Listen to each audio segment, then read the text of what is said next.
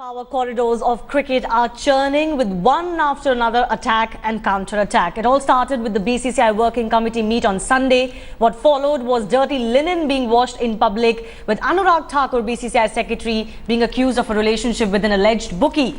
Thakur hit right back with an open letter to N. Srinivasan. In the letter, he accused Srinivasan of not being happy with his election to the post of BCCI secretary and therefore launching a smear campaign. This came through, he wrote, through the leak of an internal ICC document regarding his association with a suspected bookie. Without naming Srinivasan's son-in-law Gurunath Mayappan, Thakur claimed he wished a list of unverified suspected bookies had been shared within the board and that it should now be shared with Srinivasan and his family members as well, whose involvement, he said, has been proved. My reaction is sought on unverified state information.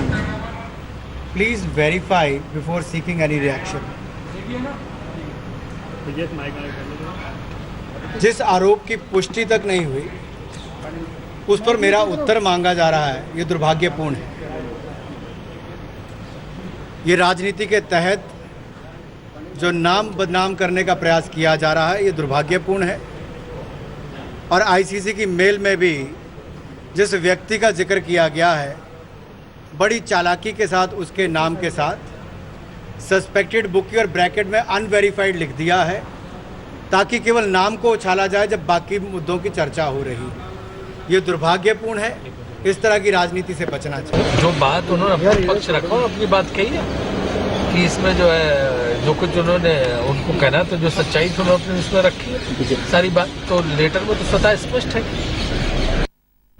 You heard what the BCCI secretary had to say himself. We then spoke to the man who's been at the center of this entire controversy, Karan Gilotra, who denied the charges of him being a bookie and said he will decide his future course of action, which could include legal action against the ICC for tarnishing his image.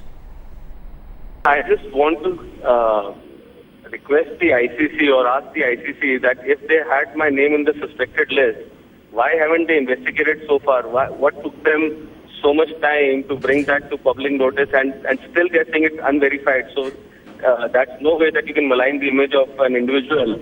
And just because you are friends with Anurag Thakur or you're friends with other cricketers and celebrities is no criteria that, you know, if I'm socializing with them, I'm under some wrong influence on them.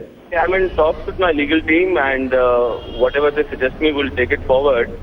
But this is highly disturbing that if you have no source, you have no investigation, you have never called me, you have never informed me, and one fine day, because you have your internal politics and you want to malign Mr. Anurag Thakur and cook up some story, this is something which came as the biggest shocker to me.